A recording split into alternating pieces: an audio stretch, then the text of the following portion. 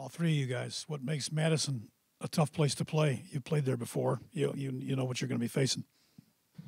This is a great college environment. It's a very loud place. So we played there 2 years ago, and it was just like Coach Fitz was saying, one of those places that you enjoy looking forward to playing in the Big Ten, playing those venues like Nebraska, like Wisconsin. So it's going to be a great challenge playing up there, but I think we're all ready for the challenge. So. Yeah, they got great fans. Nobody can ever take that away from them, how awesome those people are out there, and they enjoy it and they love it. But as an older guy, we've experienced it before. You can't get rattled by anything like that. So we got to kind of prepare the younger guys, I think, a lot more for, a hostile environment. And, I think they'll be fine. I think they'll step up to the challenge. And like Dean and Coach Fitz said, it's like a cathedral football. It's really cool to be there and it's cool to experience. So, I'm looking forward to playing there. You pretty much repeat what they said. The fans really make a big difference along with the student section. But like they say, at the end of the day, it's only 11 guys can go out there and play. Dean, on first down, we see you obviously out on the edge. And, of course, on passing situations, maybe second or third and long, we see you move into D-tackle. Can you tell us a little bit about how the substitution comes in, how those decisions are made? And do you have a preference on where you play on first down versus third down, et cetera?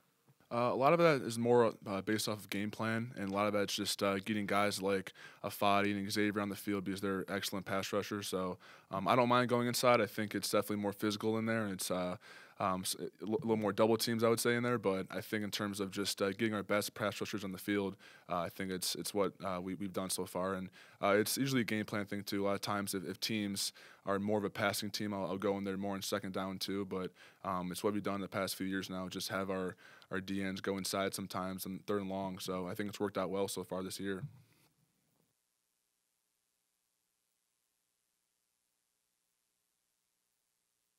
Drew, Coach talked about you stepping up last week with Nate Hall getting his first start. What do you see in Nate, and what do you think you can do to help him progress as you guys wind down the season? Well, I see a lot of Nate. He has the ability to make a lot of plays. But I think one of the things that me and Anthony has been helping him with is his knowledge of the game and where he should fit. Because coming in the summer, and actually spring ball, he played Sam and Will. So he was learning two positions at a time. But with Jalen going down, he actually has the time to just focus on Will. And so more so his knowledge of understanding the positions and the fits and where he should be.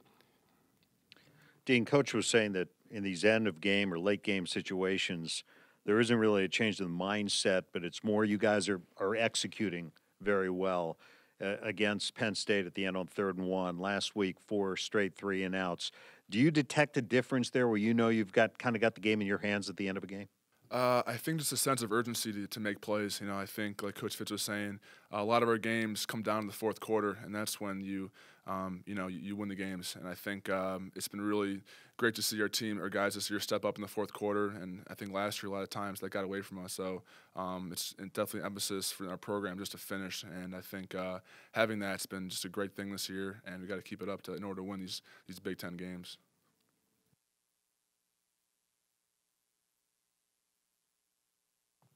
Any of you guys, do you think that the experience playing at Nebraska with their atmosphere there is going to help some of the younger players deal with Wisconsin fans?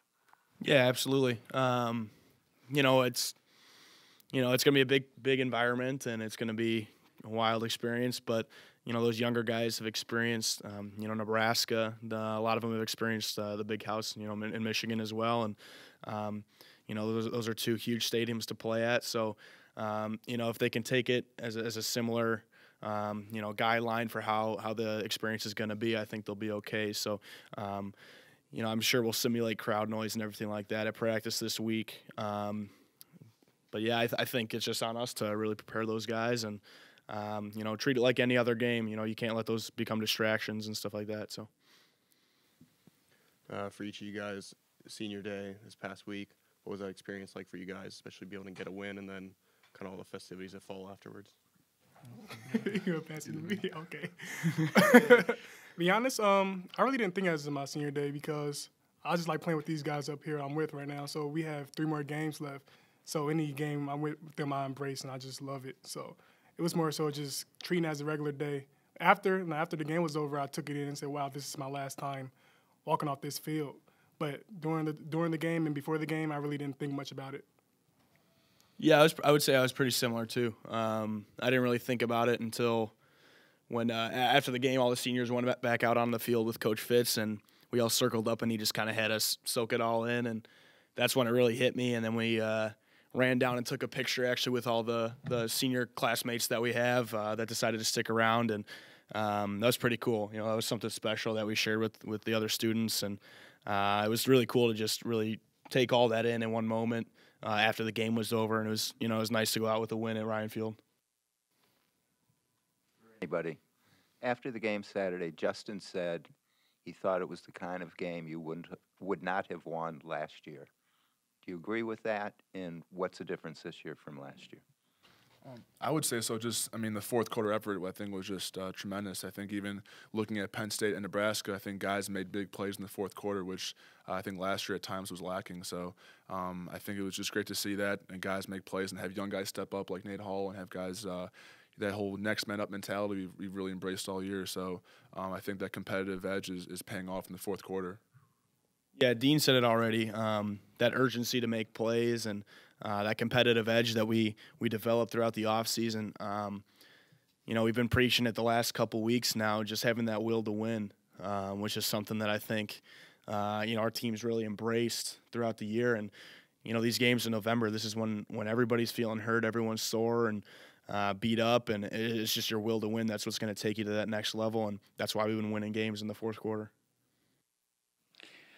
Danny, on a personal note, I noticed from my binoculars up in the booth that you came out with your parents and your brother, Tommy, which was pretty unique, and I thought it was pretty cool.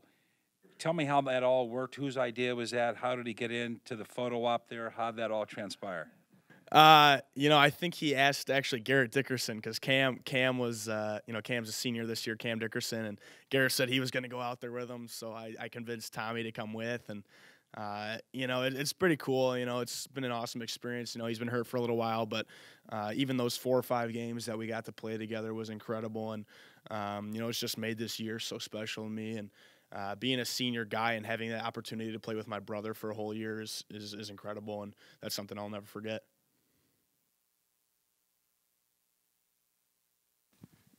Dan, Drew, Dean, for any of you guys, in 2012, when you guys won 10 games, you talked a lot about kind of like the cohesiveness in the locker room. Do people make too much of that, or is there like a tangible difference in the locker room this year that's similar to 2012, different than 2013, 2014, or is that overplayed by us?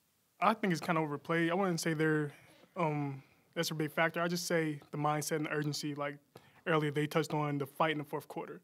I think that has been the biggest difference, because if you look at the past 2 seasons, there's a lot of games that came down to the end that we weren't able to pull off. So I think it was more of the fight. Like, yeah, we've been close every year. Even we went 5-7 the past 2 years. We were closest then as we are now, but it's more so the fight and not making excuses for why something wrong. Like, you can just put your head down, bad play happens, like, all right, game's over. But that doesn't happen this year.